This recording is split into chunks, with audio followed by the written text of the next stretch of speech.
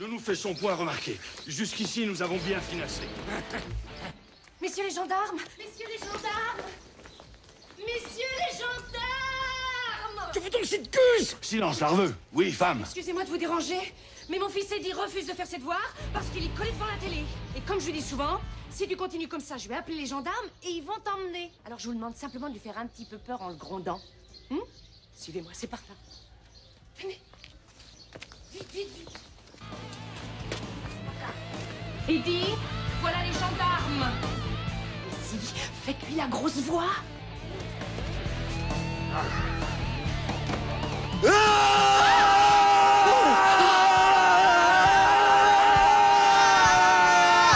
Fais ton devoir, petit homme. Quoi? La maudite boîte à troubadour! Suzanne! La mère Leglou est devenue folle. Et jette des télés par la fenêtre. But now we come to a period that I call the battle for identity. Lies my grandma told me. Yeah, superstitious devices. Lies my grandma told me. What? Urban mythological rules and bubble mice. Yeah. Salut les kids et bienvenue dans En attendant Godard, saison 13, épisode 5. Ce soir, émission de l'abjection, violence, poids des mots et choc des photos. Apparemment, on peut plus rien dire et on n'a plus le droit de ne rien montrer non plus, sauf si c'est pro-faf.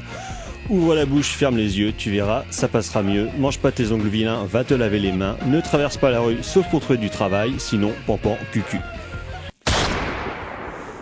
Eh oui, vous êtes bien dans En attendant Godard, l'émission de cinéma quel est mieux que les autres. Et donc au programme ce soir, comme je le disais, émission de l'abjection, violence, poids des mots et choc des photos, à l'occasion de la sortie du film de David Dufresne, Un pays qui se tient sage, qui est sorti dans les salles mercredi dernier. Et dont il sera exclusivement question ce soir, car le film nous intéresse et nous pose problème par bien des aspects. Donc je pense que passer une petite heure là-dessus et sur les différentes problématiques qu'il soulève, à mon avis, ne sera pas inintéressant. Et donc pour parler de ce joyeux programme, s'il en est, autour de cette table, il y a bien évidemment la fine fleur de la critique du gauchisme rhéno-rennais. Il y a le docteur Erwan, bonsoir docteur. Bonsoir. Il y a carrément Floret, bonsoir Thibaut. Salut Thomas, salut à tous. À la mise en son de cette émission, il y a bien évidemment Valentin. Bonsoir Valou. Bonsoir. Justine, une fois de plus cette semaine, mais elle reviendra la semaine prochaine. C'est parce qu'elle est de droite, c'est pour voilà, ça. Voilà, exactement. Ne peut pas être des nôtres ce soir, car elle est pro-flic. Dommage, ça n'aurait pu nous servir ce soir un discours un peu dissonant. Un contrepoint, voilà, ça aurait été ça, bien. Un contrepoint, mais bon, elle reviendra la semaine prochaine pour parler peut-être de films de droite, on ne sait pas. Voilà, et nous la houspillerons. Exactement. Alors, donc avant de parler du film de Dufresne, quelques agendas. Agenda local, 2 événements ce jeudi à Rennes.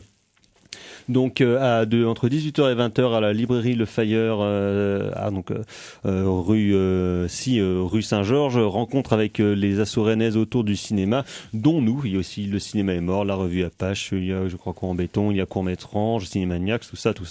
Donc nous viendrons vous présenter quelques ouvrages autour du cinéma, de cinéma et autour du cinéma pour deviser un petit peu.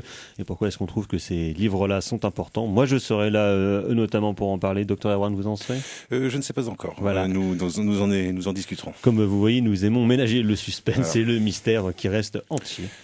Et donc après cette rencontre donc à 18h à la librairie Le Fayeur, à 20h15 à l'Arvor, vous aurez le plaisir de voir ou revoir sur grand écran le film de Sergio Leone, Il était une fois dans l'Ouest. Pas mal. Petit film. Voilà, pas mal, c'est sympathique. Hein. Et toujours à l'Arvor, donc ce dimanche, le 11 octobre, dans le cadre du film de dimanche soir proposé par nous-mêmes et nos amis du cinéma est mort, ce sera le film Les Frères Cohen, Arizona Junior, Raising Arizona dans la langue des Frères Cohen. Voilà, un film pas mal aussi, c'est très chouette, un vrai beau cartoon live. Ouais. Dans la série Agenda National, en local, j'avais pas grand chose d'autre, mais c'est déjà pas mal. Donc quelques sorties qui pourraient nous intéresser. Enfin, au bout d'un mois et demi. Ou non. Alors pour Thibaut, parce que ce sera bientôt du coup son quotidien dans 2 ans, quand le petit Isaac entrera à l'école, c'est Parents d'élèves. Ok. Sachant qu'il y a Butchou aussi, Oui. donc tu peux faire un combo. Qui est sorti, il y a 2 tu peux semaines, faire un oui. combo. Et hein. c'est avec qui et c'est de qui, parents d'élèves? Oh là là là, je sais plus. Marina Foïs, Laurent Lafitte. Non, mais il y a le film de Laurent Lafitte qui sort bientôt qui s'appelle L'origine du monde. Ok. Voilà. Sinon, moi, ça m'intéresse. J'espère qu'il passera à Rennes. C'est la nouvelle occurrence de la série des Lupin, donc Lupin 3 The First. Donc Lupin, qui était une superbe série d'animation des années 80, qui avait été le premier film de Hayao Miyazaki, Le Shadow de Cagliostro, dont Qui on est avait super. parlé ici lors de sa ressortie en salle il y a quelques années. Sinon, il y a Mon grand-père et moi, qui n'a rien à voir avec Mon beau-père et moi, mais qui est vendu comme tel en France. C'est War with Grandpa, mais avec Robert De Niro quand même, en guerre avec son petit-fils. Ouais, d'accord, ok. Voilà. Donc, voilà, bon. Il est retourné au panouille. Voilà. Et c'est à peu près tout. Sinon, il y a un truc que j'ai mis, je sais plus pourquoi. Ah si, parce que ça se passe en Amérique du Sud et j'aime bien quand ça se passe en Amérique du Sud. C'est un film français qui s'appelle Un monde ailleurs avec de Étienne Faure.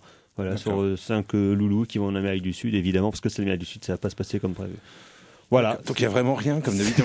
C'est terrifiant, hein, depuis début septembre. Ouais. C'est Ah un peu ouais, le. il y en a qui dit ah oui, mais vu qu'il n'y a plus de blockbuster, il y aura au moins d'autres bons films intéressants à Bah aller non. voir en salle et Bah tout. non, le Wes Anderson toujours pas sorti. Bah non, mais tout ça, c'est vu que c'est du blockbuster d'auteur, c'est repoussé au calendrier grec. Voilà, c'est ça, ouais. Le 007 qui devait finalement sortir en novembre a encore été repoussé à avril prochain, donc 1 an après sa sortie initiale.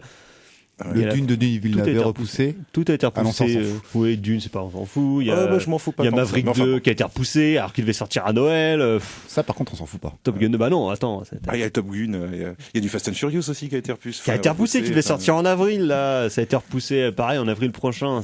Bon, bah, c'est pas grave, on commentera des bons films anciens. Voilà, c'est ça. Mais alors, Au lieu par de commenter contre, des merdes contemporaines. voilà, on fait ce qu'on peut. Donc nous allons passer à la section critique de cette émission sur nos amis de la police, entre autres, et donc on écoute tout de suite une chanson sur un super flic.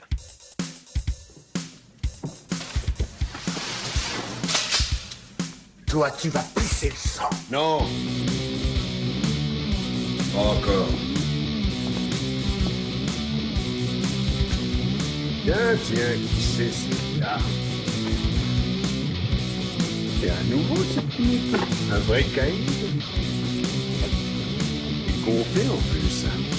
T'es même un super, parce que faut une couille pour venir ici comme ça tout seul.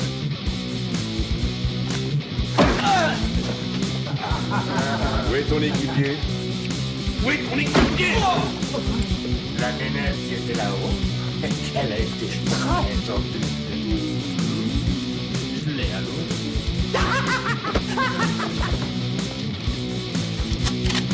Je parie que t'en es malade de jalousie.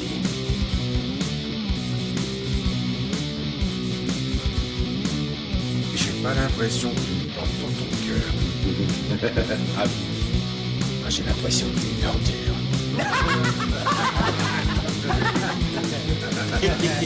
Ouais, c'est ça mon problème. Les flics qui m'aiment pas. Alors j'en ai trop de temps à leur service.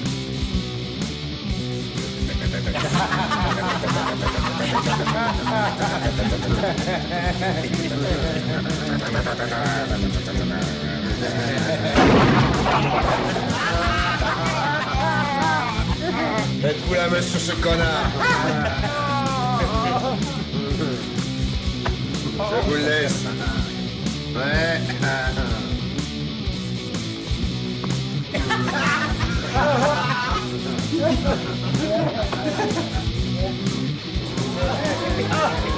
Allons-y, les gars. Hey, super flic, regarde-nous.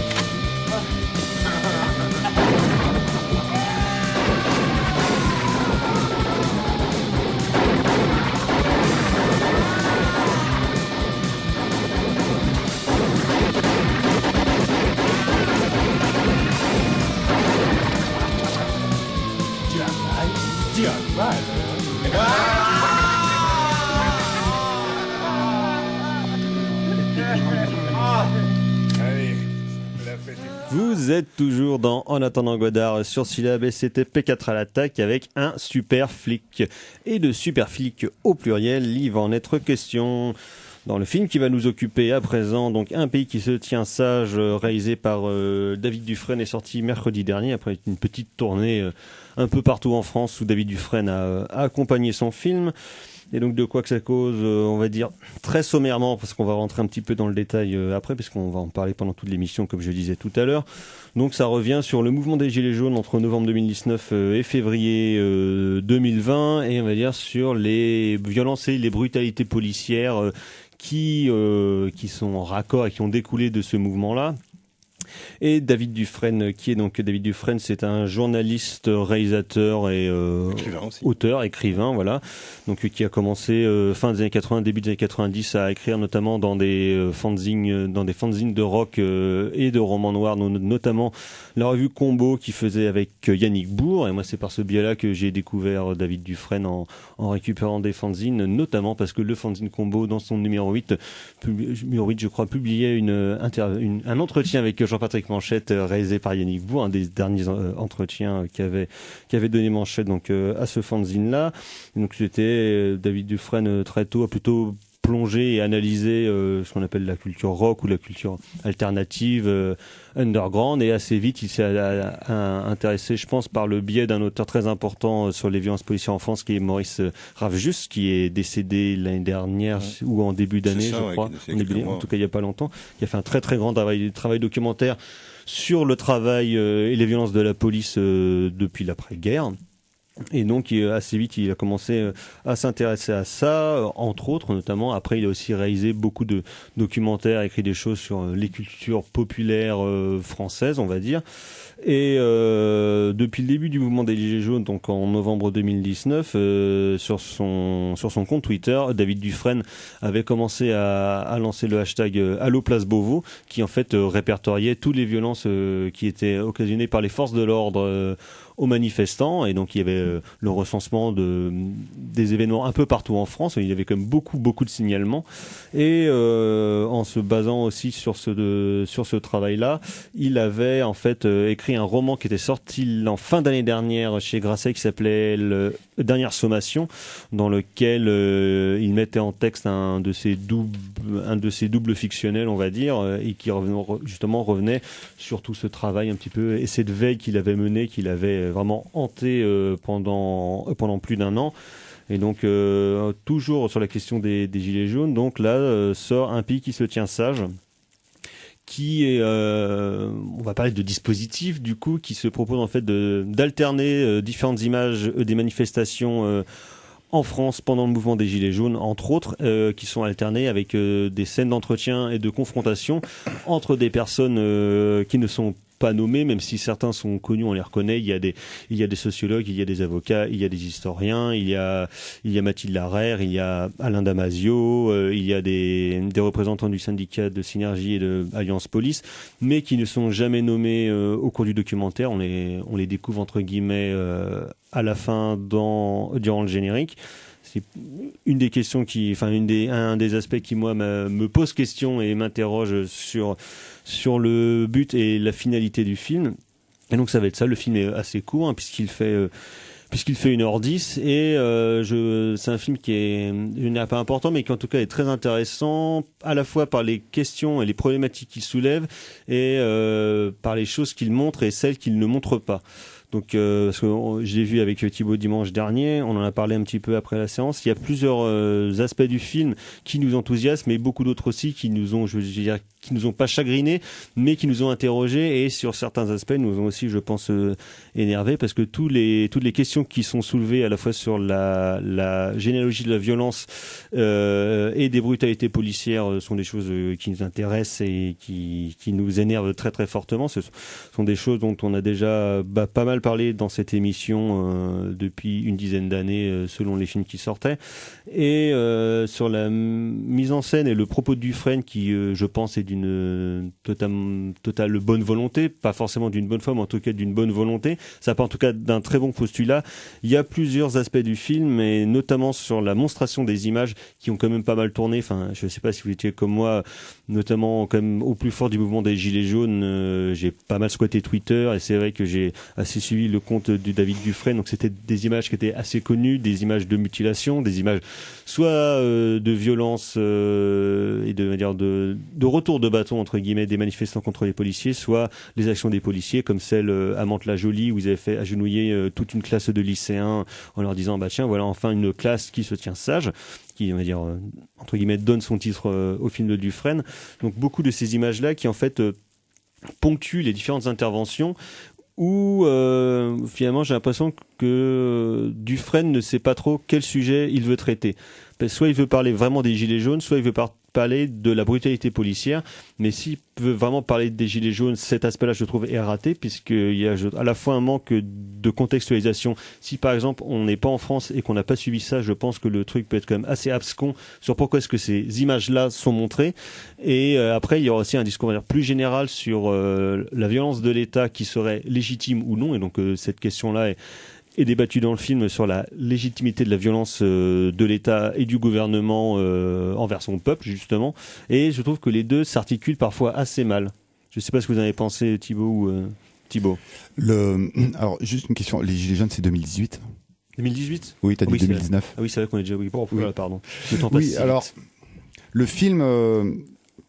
c'est difficile de l'attaquer, en fait, ce film, parce que je pense que c'est un film qui est passionnant, qui est bourré de défauts tout en étant profondément honnête. Je pense que le travail de David Dufresne, d'abord sur Twitter, et d'utilité publique, sur son hashtag #AlloPlaceBeauvau, a mis en lumière déjà un travail absolument colossal de la part du journaliste, qui en plus a essayé de croiser vraiment les sources, les différents angles de vue par rapport aux images qu'on lui envoyait. Donc, soit des images de la police ou bien des images de oui, manifestants. Ou des photos ou des vidéos. Donc là, c'est plus des témoignages oraux.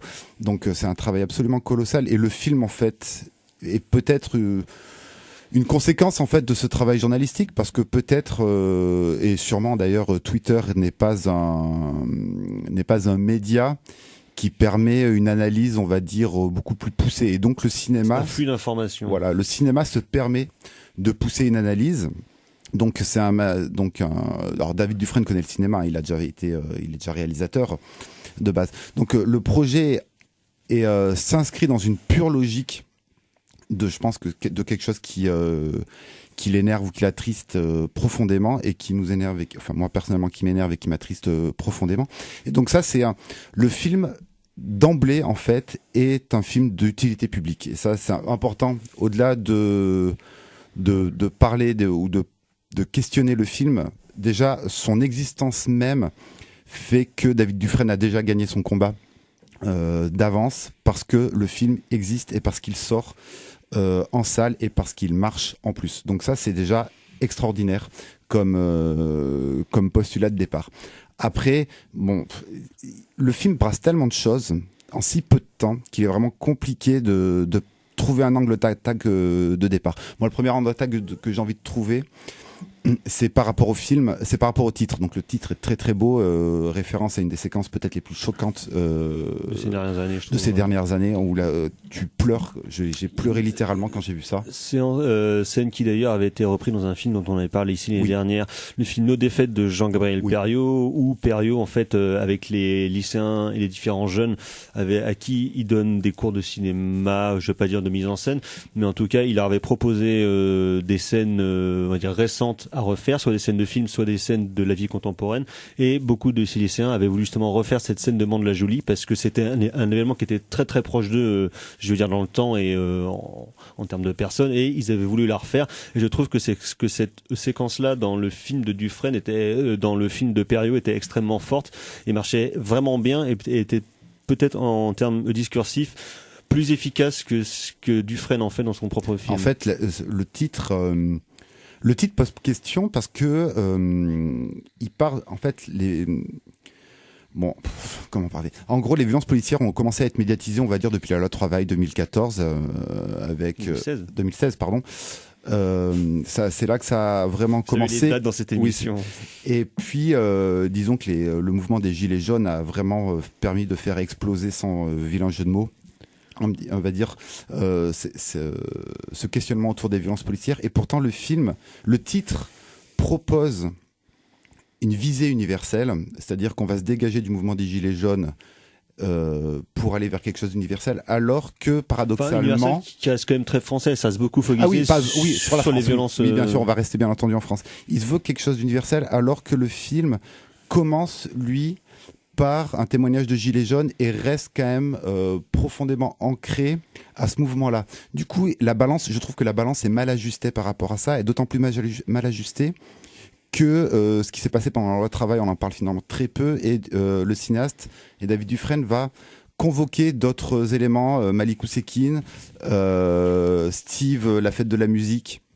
de ce qui s'est passé à Nantes. Et du coup, je trouve que là, c'est mal articulé à ce qui niveau-là. était morte en 2005, Ziad Ebouna avec ce qu'on a appelé les violences des banlieues. En 2005. Voilà. Donc en fait, je trouve que la balance est en fait mal articulée, mal proportionnée en fait par rapport à cette volonté. On va dire vraiment questionnement un petit peu, j'ai envie de dire universel, même si c'est pas le terme adéquat, mais questionnement vraiment très très large, avec des images de films ou avec des témoignages qui restent concentrés sur un mouvement qui est quand même très cerné ou très cernable dans le temps. Ce qui fait qu'en fait, le film... Mais qui n'est pas recontextualisé dans le film de Dufresne. Du coup, le film a une temporalité extrêmement bizarre. En fait, parce que du coup, on ne sait pas trop de quelle époque il veut parler, en fait. Et c'est pas que ça me dérange, mais en fait, je trouve que je trouve que c'est maladroit, en fait. Voilà, tout simplement, c'est ça. Et qu'en fait, le film dure 1h10. Et je pense qu'il aurait fallu qu'il dure 1h29. Beaucoup plus. Je pense que le travail mérite une plus grande ampleur, en fait, et qu'en fait en 1h10 t'as pas le temps de tout raconter, et je trouve que surtout qu'il va raconter que c'est trop de maladroit, choses, en j'ai fait. l'impression. Docteur. Alors c'est vrai que le forum, enfin je veux dire le sujet, effectivement, je veux dire, on est dans un type de sujet qui mériterait, je veux dire une série de documentaires télévisés d'1 heure, tu vois, un truc un peu costaud. Bon, je pense qu'à l'évidence, quand on regarde les producteurs, déjà le film passera jamais à la télévision, ça c'est une certitude, et en plus je pense que le format télévisuel était complètement, je veux dire, à moins de se retourner sur du format internet, donc avec une diffusion forcément limitée au milieu militant, je pense qu'il y avait aucune autre possibilité pour Dufresne de toute façon que de passer par la case cinéma. Alors après, ceci étant dit, alors moi j'ai pas vu je pense que j'ai pas vu le film comme vous, parce que moi j'ai été beaucoup moins, moi je vais très peu sur les réseaux sociaux, parce que je suis une vieille merde, voilà. Mais aussi pour des raisons philosophiques, on va dire des raisons de temps déjà pour commencer, puis des raisons que ça me saoule assez vite le flux d'informations, justement. Je trouve qu'on est dans une période qui est beaucoup trop dans le flux et pas assez dans la pause. Donc c'est vrai que je suis pas très attiré, et notamment j'ai pas de compte Twitter, donc effectivement je risque pas d'aller voir qu'est-ce qu'on rigole bien, des vidéos sur Twitter. Donc du coup moi c'est vrai que j'ai pas reçu le film, je pense, de la même façon que vous, parce que moi par exemple il y a 50% des images que j'ai vues que je ne connaissais pas. Donc ça veut dire que je pense qu'il y a pas mal de spectateurs qui sont dans mon cas. Ceux qui sont pas forcément hyper connectés aux réseaux sociaux, je pense que le but de Dufresne c'est ça aussi, c'est de montrer des choses qui n'ont été vues que par des communautés d'utilisateurs sur internet et de les montrer au grand public. Donc ça c'est la première chose. Et puis moi je suis assez d'accord avec Thibaut, c'est-à-dire que pour moi effectivement peut-être il y a peut-être une forme de déséquilibre, mais pour moi le film n'est pas un film sur les gilets jaunes. Pour moi, c'est un film sur la violence policière. Les gilets jaunes ne sont qu'un cas d'école, voilà, qu'un cas d'école. Et effectivement, quand on regarde les sources à la fin, on se rend compte qu'il n'y a pas que du gilet jaune non plus, même si effectivement il y a un déséquilibre. Effectivement, il y a beaucoup plus de gilets jaunes. Et puis nous aussi dans les interviewés, évidemment, on n'a pas d'infirmières bastonnées ou de pompiers castagnés comme ça a pu avoir lieu après les gilets jaunes dans les autres. Les autres événements où il y a eu de la répression policière. Mais pour moi, le film, et justement, Un pays qui se tient sage, c'est pas pour rien, à mon avis, qu'il choisit ce titre-là et qu'il choisit cet extrait-là plus qu'un autre. Parce que justement, ce dont parle cet extrait, on voit ces gamins de Mantes-la-Jolie qu'on met à genoux et on a l'impression d'être au Chili, parce que c'est ça l'impression qu'on a, hein, faut bien rappeler quand même. Enfin, moi je sais que l'impression que j'ai eue quand j'ai vu ces images-là, je me suis dit putain, c'est des images totalitaires, des images d'un régime totalitaire. Et même si je sais bien évidemment que c'est pas la réalité évidemment du pouvoir du système dans lequel on est, je me suis dit ah ouais, il y a quand même pour moi c'est la preuve même qu'il y a une tendance du pouvoir qui est en place depuis 3 ans. Il y a une imagerie et il y a une tendance et une impunité de la part des policiers qui savent que personne ne leur dira rien.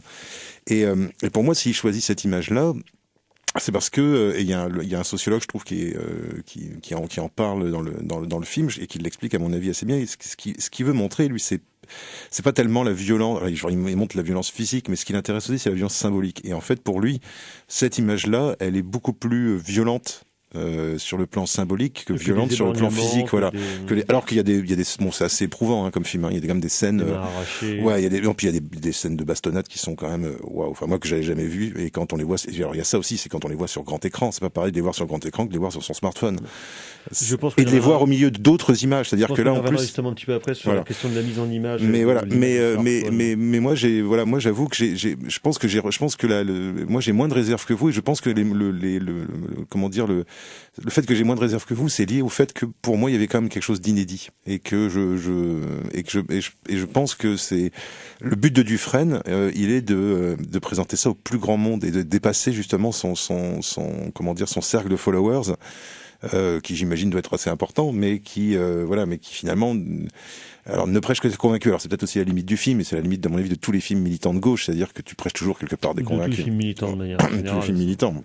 Donc c'est vrai que moi c'est vrai que j'ai pas, enfin en tout cas sur le plan personnel, moi j'ai vraiment découvert des images, c'est-à-dire que et le fait par exemple de pas citer le nom des personnages, enfin des intervenants, des interviewés, même si on peut déduire. Tu captes assez vite, justement, qui à la fois sur les niveaux de langage, voilà, exactement, et sur les discours qui sont tenus. Alors moi j'avais lu une interview de Dufresne dans Télérama, je m'excuse, mais j'ai lu une interview de Dufresne dans Télérama où il expliquait un peu pourquoi est-ce qu'il a fait ça. Et il disait parce que en fait, il se posait la question, il disait quand on regarde un documentaire comme ça militant, je veux dire, et qu'on donne la fonction des gens dans les interviews, automatiquement notre cerveau va se mettre en mode militant, c'est-à-dire qu'on va avoir forcément un a priori contre les policiers, forcément de l'empathie pour les militants, les gilets jaunes qui se sont fait borgner, ou les sociologues plutôt classés à gauche, ou les avocats plutôt classés à gauche qui vont venir nous expliquer la nature de la violence policière. Et donc en faisant ça, et ça je trouve que c'est un des aspects vraiment, je trouve, très originaux à l'intérieur du film, c'est d'avoir tenté ce truc-là, tenter d'effacer justement et ça rejoint le fait que souvent ils sont en confrontation l'un avec l'autre, qui discutent les uns avec les autres. Je trouve que parfois ça marche pas tellement parce que il y aurait, on va dire, une parole qui serait celle des gilets jaunes qui du coup serait plus pris comme témoin et qui parlerait d'un ressenti par rapport aux images qu'ils voient, qui sont parfois les images de des propres violences policières à leur rencontre. Donc ce qui est comme un truc assez fort et qui peut être très malaisant, je pense, pour les gens qui voient ça. Et de l'autre côté, il y aurait, on va dire, des intellectuels, des historiens, des sociologues, qui eux seraient plus dans un discours, on va dire, analytique ou de déconstruction de la question de la violence policière, et qui parfois je trouve un peu hors sol avec certaines des images qui sont montrées. Alors je suis pas tout à fait d'accord parce que effectivement ça je pense que malheureusement on est toujours porteur de notre, en termes de parole, on est toujours porteur de notre fonction, quoi. C'est-à-dire que nous on va pas parler on parle de cinéma parce que on a un intérêt qui est particulier pour le cinéma qui nous fait parler de cette manière-là. Donc on peut pas se dissimuler derrière ni son niveau de langage ni sa parole. Et moi je pense qu'il n'y a pas à avoir honte de ça.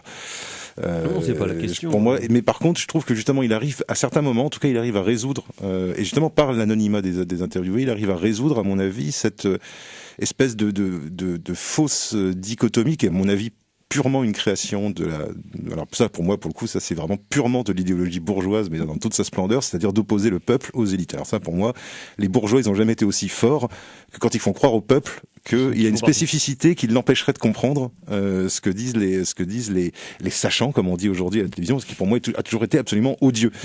Et je trouve français en plus. Et je trouve qu'il y a un témoignage notamment, c'est le témoignage donc d'une jeune femme en fait dont le mari a eu la main arrachée et elle a été blessée, donc elle voit les images de ça. Elle s'est blessée au cervical. Voilà, elle a été blessée au cervical. Et moi je trouve que la manière dont elle parle, alors je pense que c'est quelque chose qu'elle a écrit, je pense qu'elle a réfléchi avant de Il y a dire beaucoup ça. pensé en tout cas. Où le terme a une espèce de presque de slam, quoi. Où le terme violence revient. Et moi, je trouve qu'elle arrive justement à poser une analyse quand même finalement assez fine, enfin même pas assez fine, une analyse tout à fait fine et tout à fait justifiée de ce que c'est que la violence et comment la violence d'État n'est pas qu'une violence policière. La violence d'État est une violence sociale, est une violence institutionnelle, est une violence de classe, violence politique. et elle arrive à réunir, je veux dire de manière, je trouve très pédagogique, elle arrive à réunir ces différentes choses-là.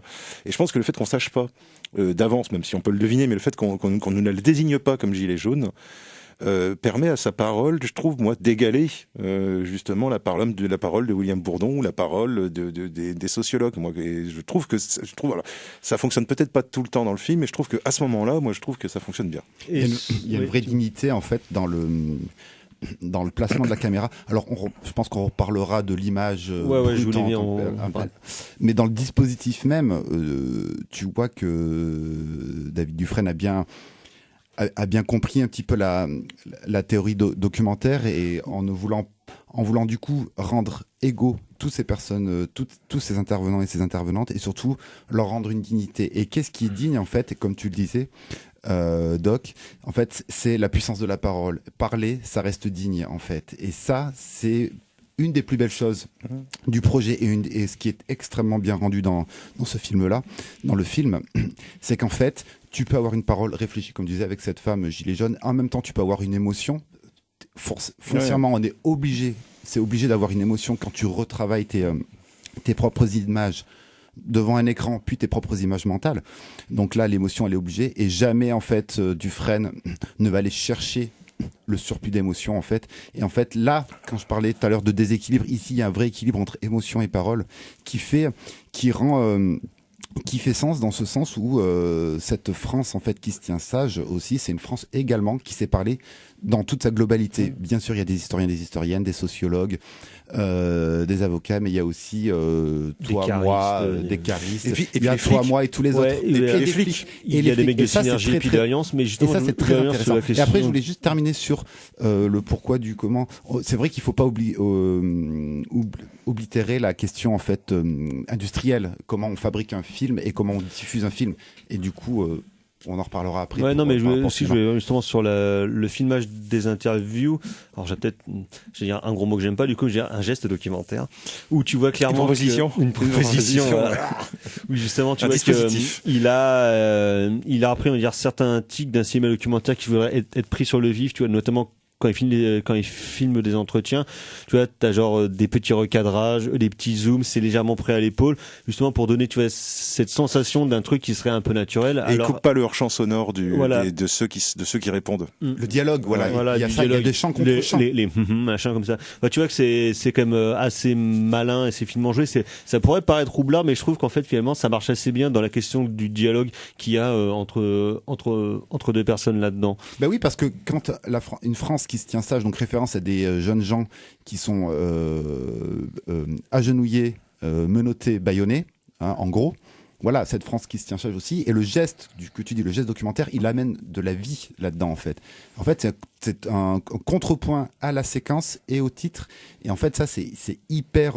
c'est très intelligent. C'est même brillant, en fait, d'avoir proposé, en fait, un dispositif de cette sorte. Qui est simple, mais qui est super efficace. C'est simple. Un chant contre chant, c'est la base du dialogue au cinéma. Et Dufresne le fait. Dans le documentaire, ça reste quand même assez rare.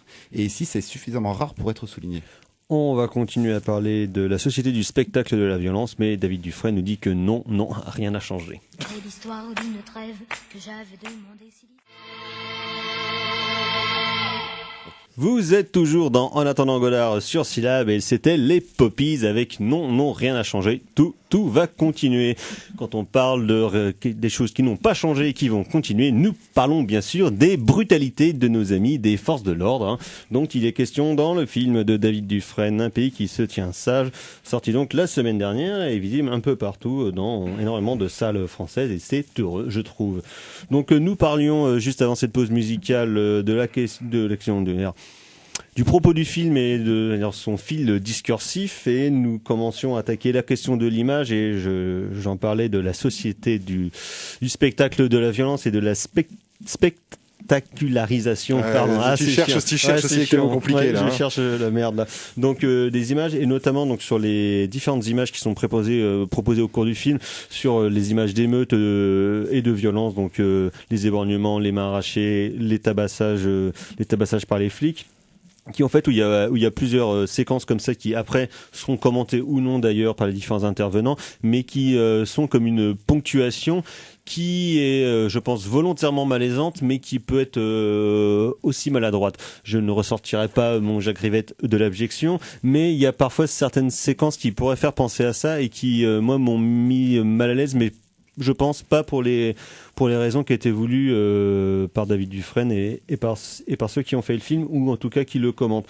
Qui a un truc je trouve assez bizarre, avec un sens du montage qui parfois serait presque antididactique, parce que les différents propos qui seraient déroulés, je trouve finalement, prennent trop d'écart par rapport à la violence des images qui sont montrées. Thibaut, je sais qu'on avait un peu le même problème à la vision du film.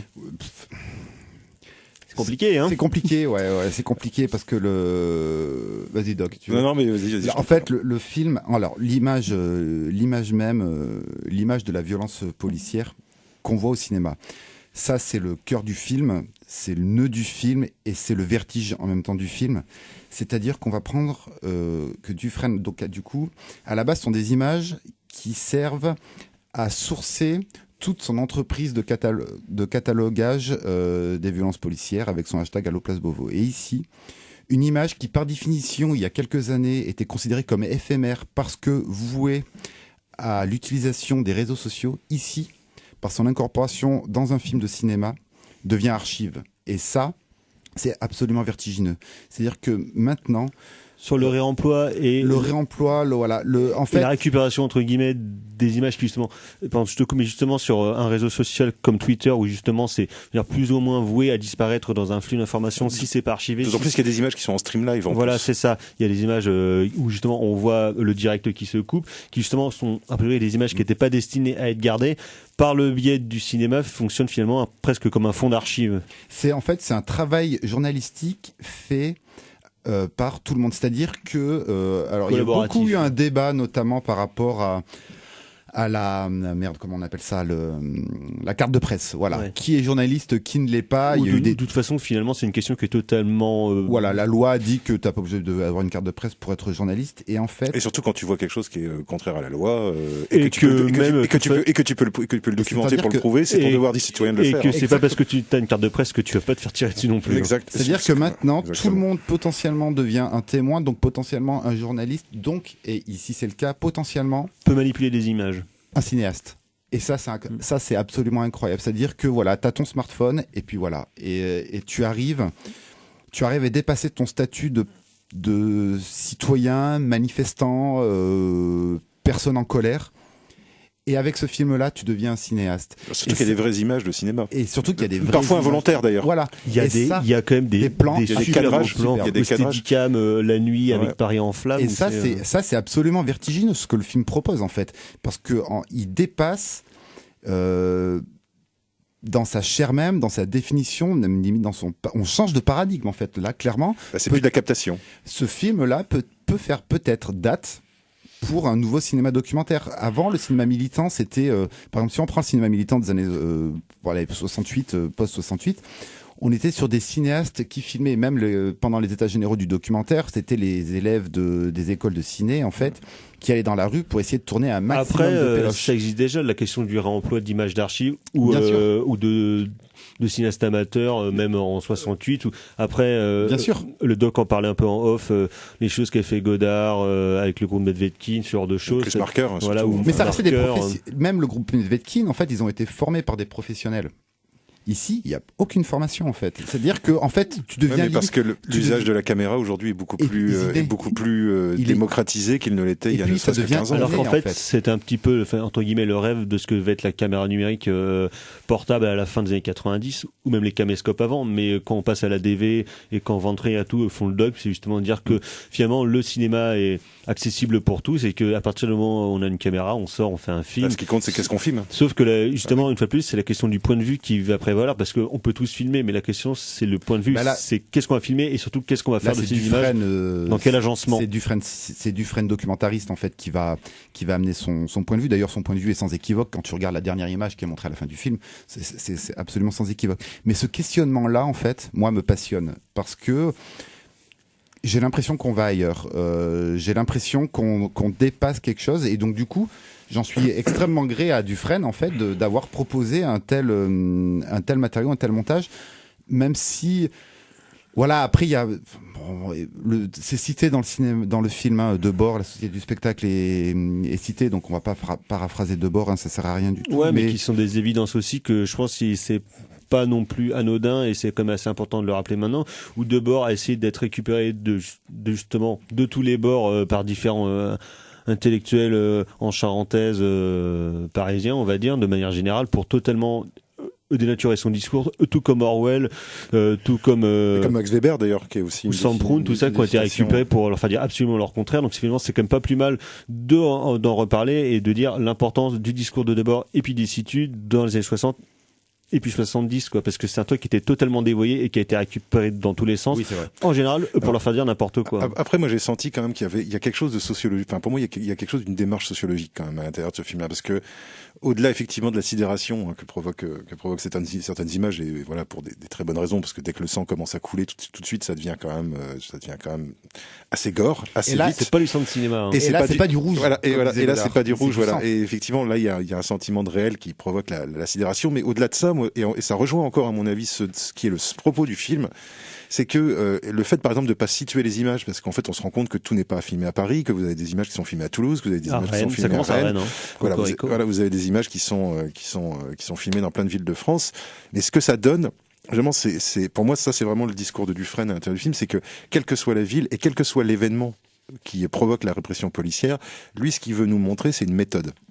Il veut nous montrer comment est-ce qu'on est passé à un type de maintien de l'ordre qui n'est plus du maintien de l'ordre, mais qui devient de la pure répression idéologique. Voilà, de la pacification urbaine et de la pure répression idéologique. Ouais. Et finalement, quand on regarde, si on regarde on parlait de marqueur tout à l'heure, moi je vous invite à revoir le début du Fond de l'air et rouge, notamment le générique de début du Fond de l'air et rouge, où Marqueur met en place un montage parallèle qui est, bon, pour moi c'est une des meilleures scènes de l'histoire du cinéma, ce générique, mais qui est une mise en parallèle de la scène des escaliers du cuirassé Potemkin, avec différentes scènes là aussi qui ne sont ni sourcées ni situées, mais de mouvements de gauche dans les années 60 et 70, et avec donc une étape notamment dans le générique qui est l'étape de la répression. Et quand on regarde les images du Fond de l'air rouge et qu'on regarde les images d'un pays qui s'y installe, on se rend compte que les techniques se sont modernisées, mais la notion de répression politique, elle est restée exactement la même, que les gestes et ça, c'est ça qui m'a vraiment bluffé dans le film. Et je pense que c'est pas possible que Dufresne n'y pense pas, quoi. C'est le fait de me dire, putain, c'est exactement les mêmes images, c'est exactement les mêmes gestes, c'est exactement les mêmes paroles de violence. C'est-à-dire quand on a un flic qui s'adresse à une jeune femme qu'on ne voit pas et qui lui dit, mais de toute façon, vous êtes des gauchistes, vous êtes des anarchistes. On a l'impression d'être dans les années 60.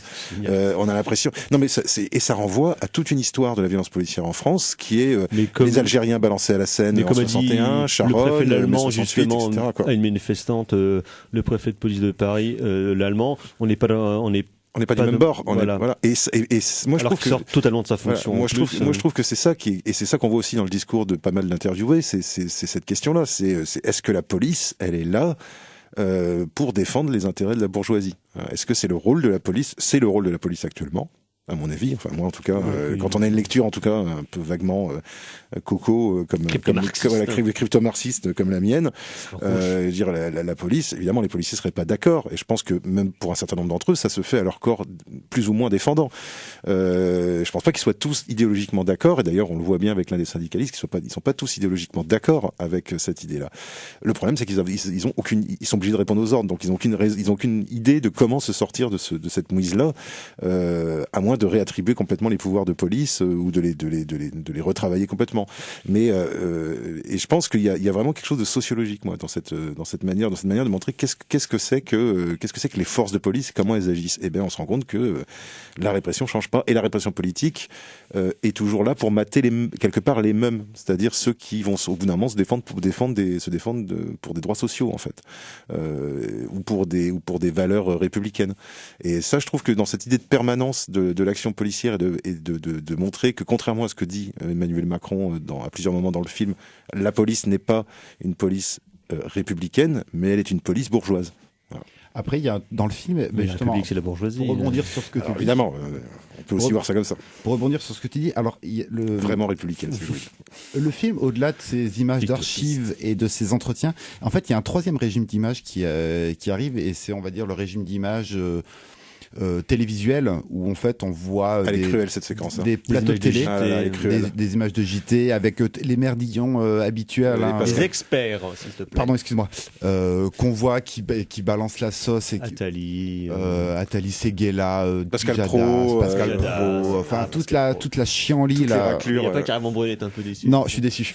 Toute la chienlit. Et en fait, alors il y a un truc qui est dommageable. Et en même temps, il y a un truc qui est totalement compréhensible. Ce qui est dommageable, c'est de ne pas pousser, en fait.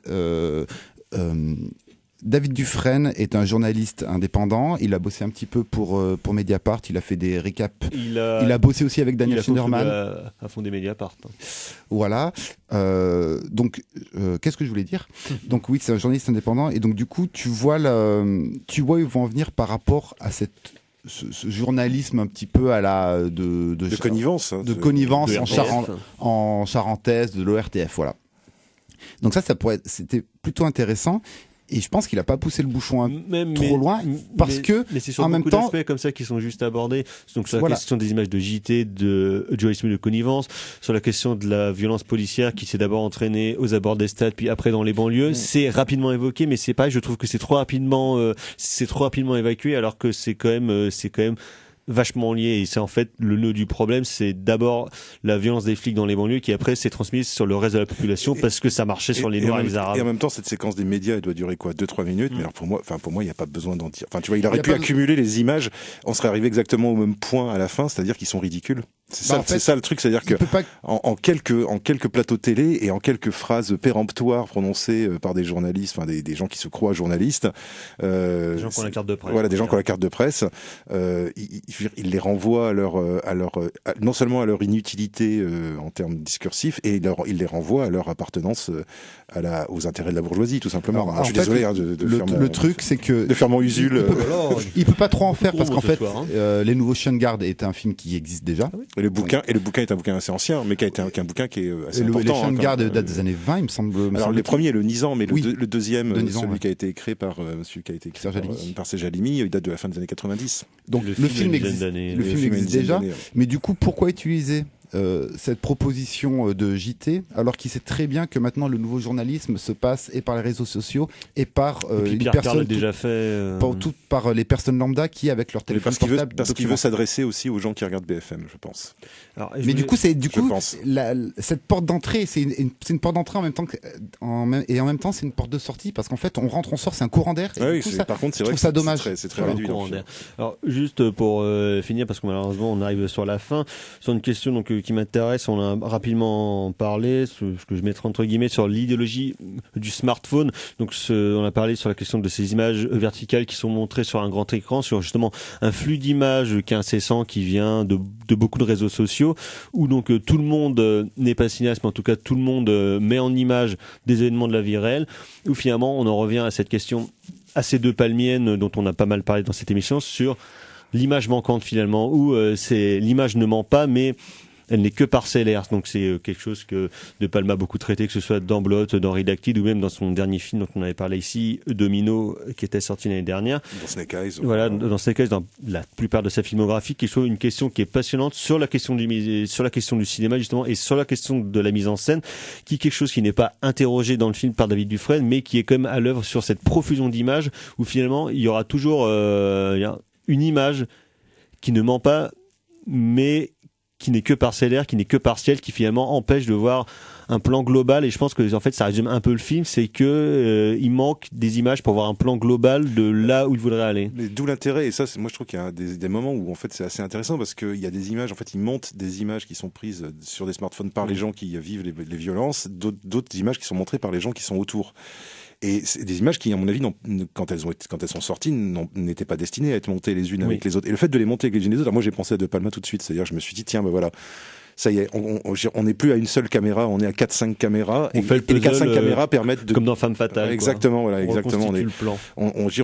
Effectivement, on va pouvoir peut-être pas comprendre la vérité de l'image, tant est qu'il y ait une vérité de l'image, mais au moins d'avoir une confrontation de points de vue qui permet de passer d'une subjectivité à une autre. Enfin, moi j'ai trouvé qu'il y a des moments qui sont assez bluffants, je trouve, à l'intérieur du film. Là aussi, fait de manière très très simple, pas monté avec des effets de split screen ou des trucs comme ça, mais en l'absence de, sans musique, sans voix off, je trouve de manière assez dépouillée. Et moi, j'avoue que c'est un des aspects du film qui m'a intéressé, c'est comment est-ce qu'il avec le recul, les gens parlent avec du recul, mais les images aussi ont du recul. Le fait d'être projeté sur un grand écran, le fait d'être séparé du flux d'informations, on peut commencer à faire. On a envie de faire pause. Faire pause, voilà. Pour mieux voir les actions. Ce que font d'ailleurs à un certain moment notamment quand ils parlent de Benalla qui paille, et je retrouve un peu collé là comme un cheveu sur la soupe pour essayer de montrer les collusions du pouvoir et puis l'état policier, mais ça passe un peu justement trop.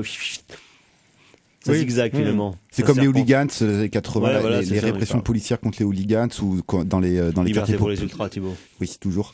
Ou dans les quartiers populaires avec ce qu'on a appelé les émeutes des banlieues. Voilà.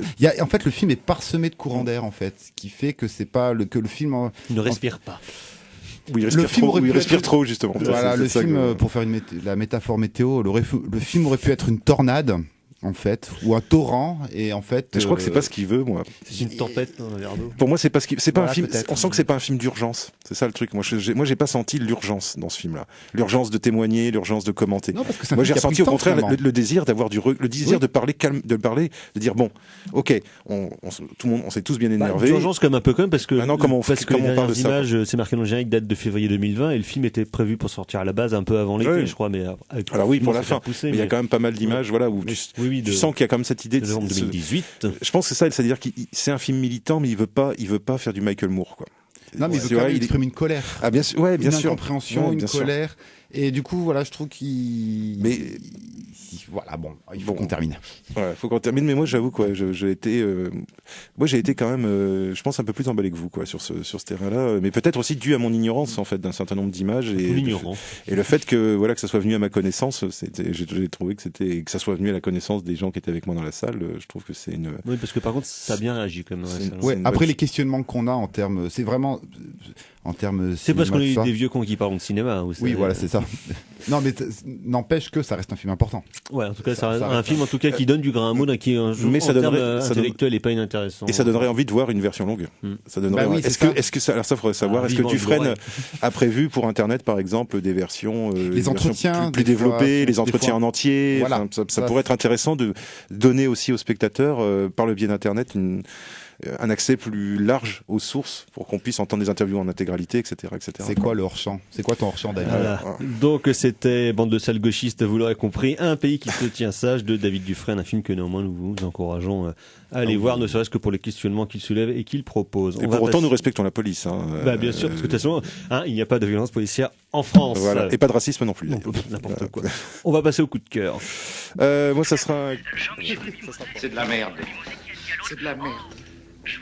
Je voudrais que tout le monde s'imprègne. Merde. Tout le monde s'imprègne de cette. C'est vraiment la plus grande merde des merdes. Docteur. Donc... Désolé, j'ai parlé trop vite, j'avais oublié notre belle virgule. Moi, ça sera un film de Mel Gaze, sympa. Ça sera Les Adolescentes de Alberto Latuada, je sais plus. C'est Latuada, mais c'est Alberto, je crois, son prénom. Film de 1960 avec où Catherine Spack, dans toute sa beauté juvénile, trimballe sa légère mélancolie dans des décors absolument somptueux de palais romains. Et c'est un film qui est, je trouve que c'est un très très très beau film sur justement sur l'adolescence où en fait il passe son temps à filmer Catherine Spack. Parfois elle fait rien et c'est juste génial, quoi. Passe au TNB. Ça passait au TNB. Carrément Floret.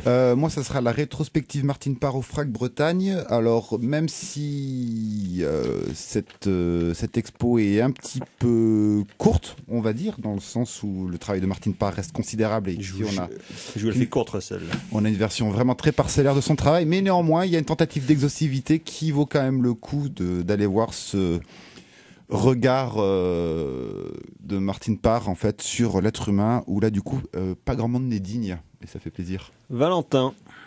Alors moi c'est un film de Sean Ellis, Metromania, qui est sorti en 2014 si je ne m'abuse.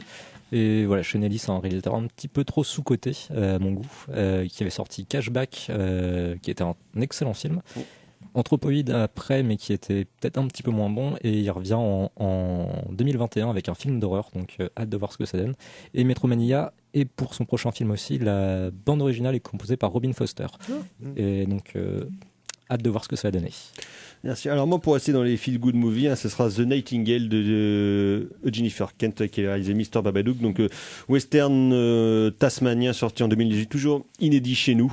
C'est une prodige de mise en scène. C'est vraiment, vraiment badant par contre. Hein. C'est très, très violent, mais c'est une mise en scène somptueuse et un très, très beau film qui, j'espère, sortira quand même un jour en France. Merci messieurs, merci Valentin à la technique. On se retrouve la semaine prochaine pour parler de films de vieux cul. Prochaine édition. Ciao, bonsoir. Et n'oubliez pas qu'il n'y a pas de violence policière en France. Ciao. Ciel